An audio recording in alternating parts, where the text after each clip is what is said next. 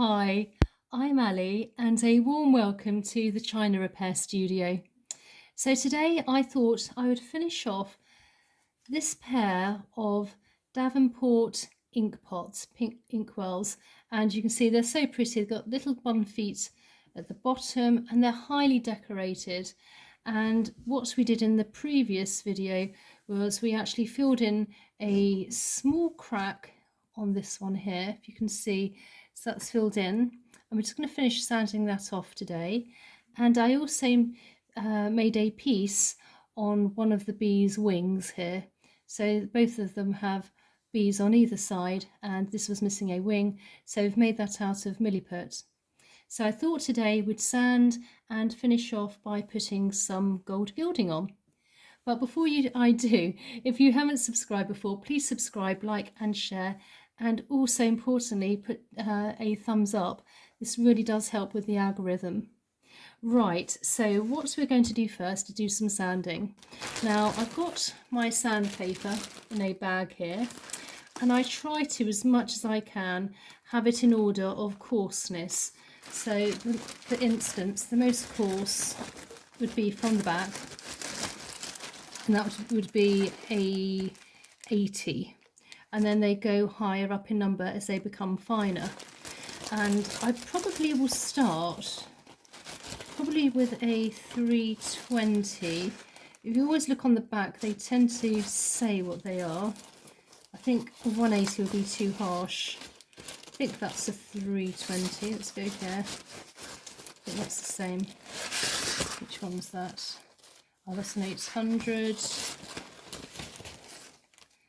I think that's the 320. So what I'm going to do is I'm going to take a piece, and I'd just like to, just a small piece, and first of all we're going to just start on here, and just put that away there, and I'm just going to very lightly, I like to actually fold it over so you've got a bit more resistance, and just lightly start sanding. You don't want to go too much, and just sand it with this. And then I would work down, work up the layers as I would say, by the higher percentage. So basically 320 is more coarse than a 1200, for instance. So another one I would like to do, once I've done it on that one, let's try this. And so I'm just going to start on the wing here. Now, because I didn't actually apply any glue when I used the Milliput, I'm just going to hold it slightly with my finger just to stabilize it, to make sure, if I don't want to apply too much pressure and I don't want it to snap off. So we'll just be very careful. And then we'll just keep sanding along. Now, the good thing about these wings is that they're all done by hand, and so none of them are identical, so you don't have to be too precise.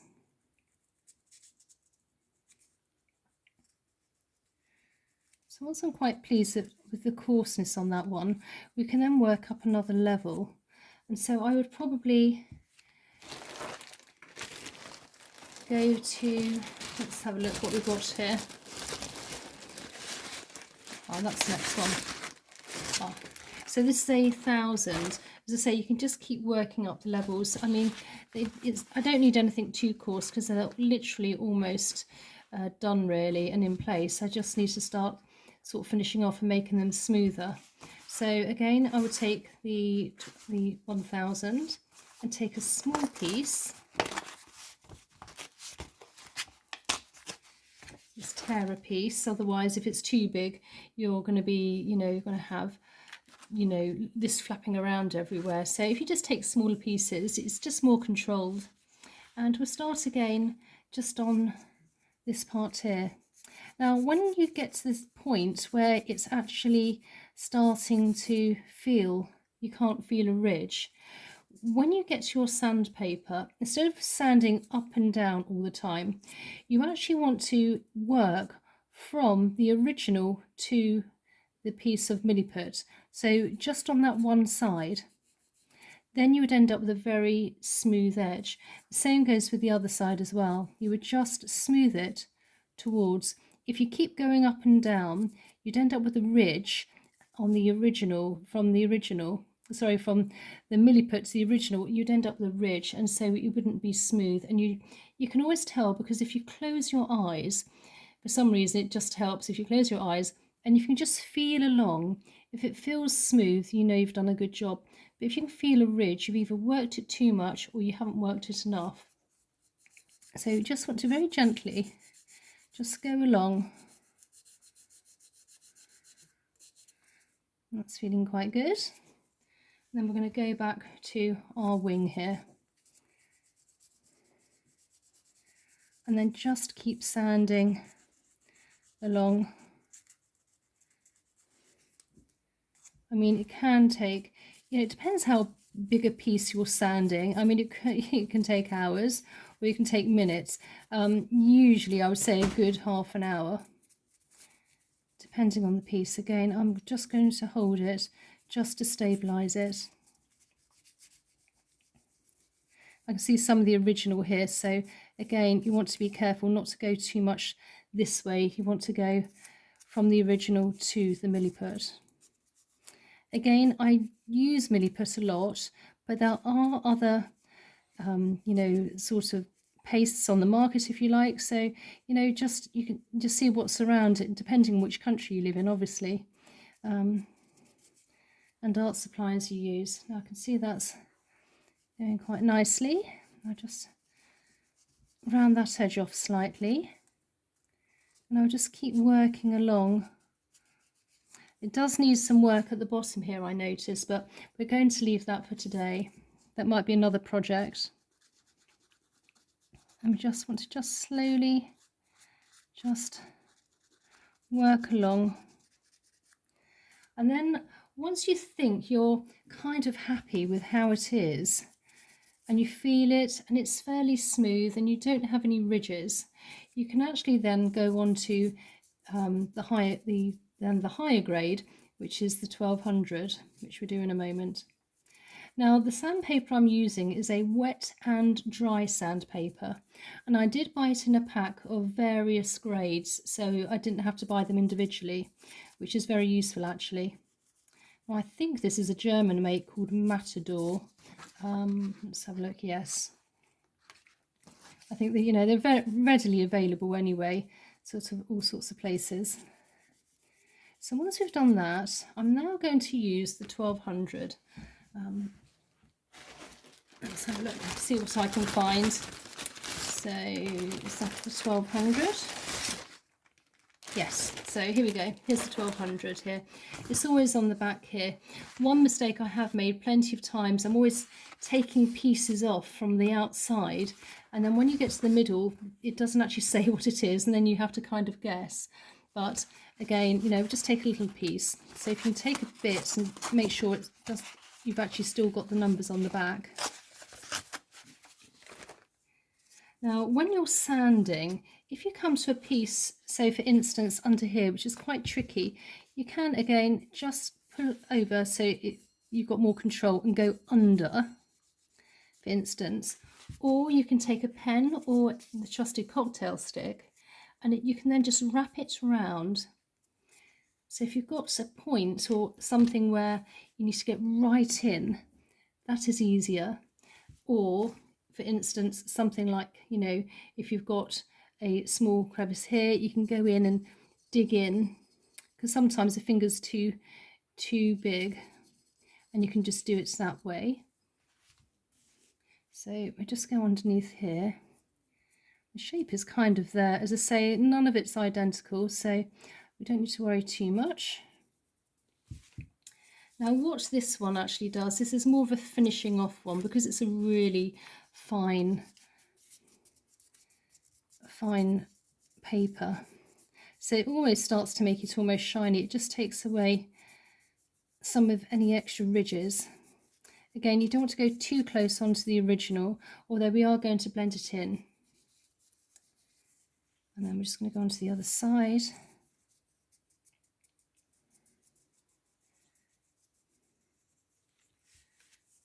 happy with that. Again, if you can close your eyes and just feel it, look in different lights to see how it is.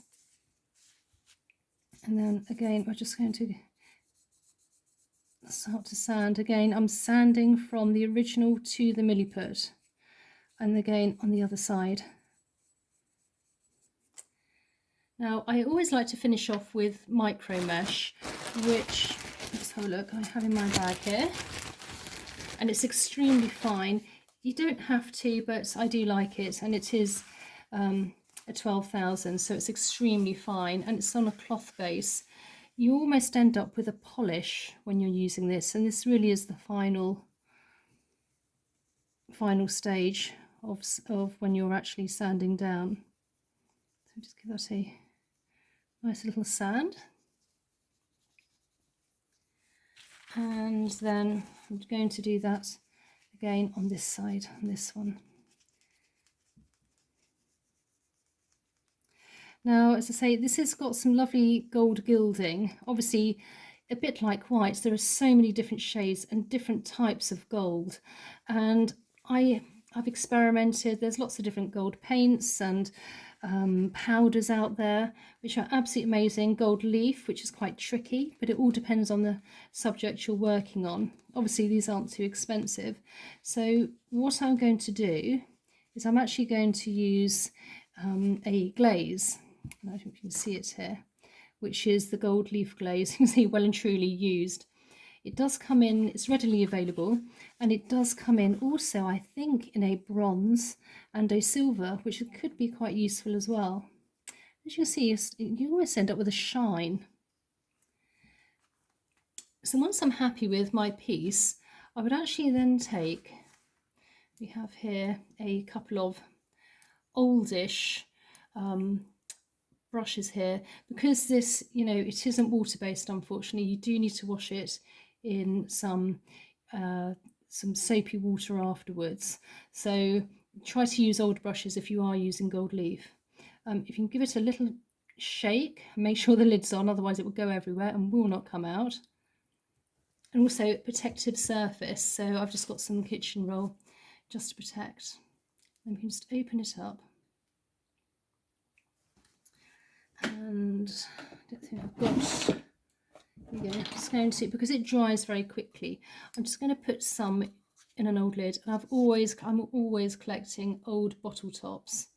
We don't need very much, just literally that amount. And then you can put the lid on straight away.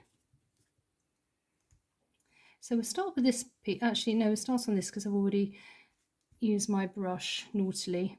So if we take our piece here, obviously it's going to be a slightly different tone to what we've already got, but we can blend it in with what we've got. See, it's actually missing a bit here, so you don't need to put very much on.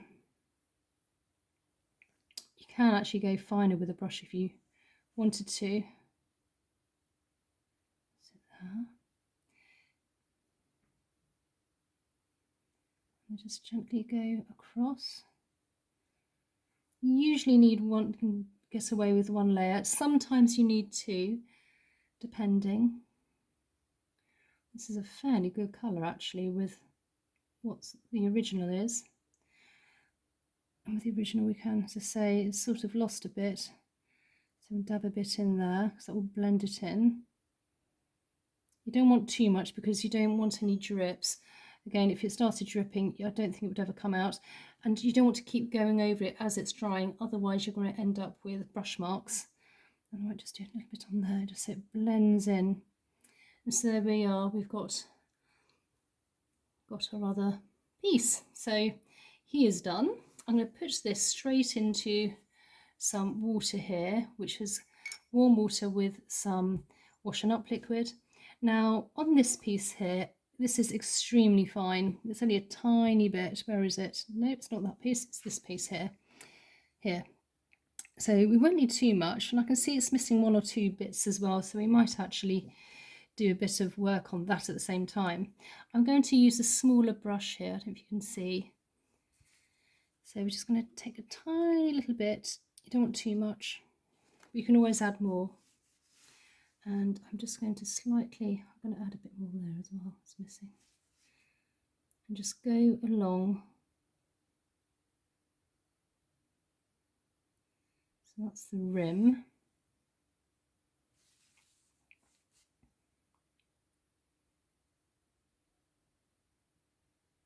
Just go along there. It's quite relaxing actually. And I can see it's missing 1 or 2 pieces there on that small piece there. So this is a stage where you can start adding on to other bits as well. If you see any other bits where it's slightly faded, you can just blend those in and just go all the way around, checking, and that will blend it in.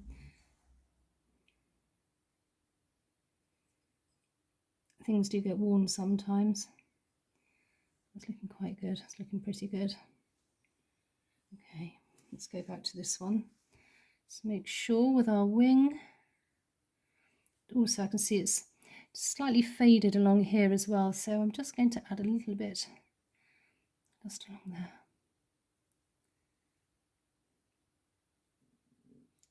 I'd say this is a pretty good match, this colour. It's almost like an old gold, so it really blends in well. It's such a good colour.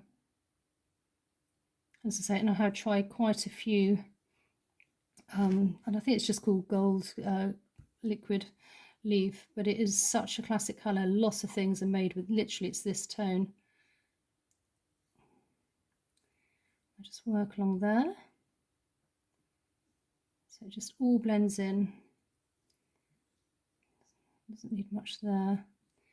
You don't want to compromise and do too much, but you just want to sort of blend it through so it's all together. And then just keep looking, checking. If you see the odd bit which needs it doing, just missed a bit on there. So some bits do. So there we are. Bits of gold gilding. A tiny bit there as well. Gosh, I could be here all day playing. This bit on there, blend it through. As I say, you don't want any ridges. There we go. Perfect. So there we are.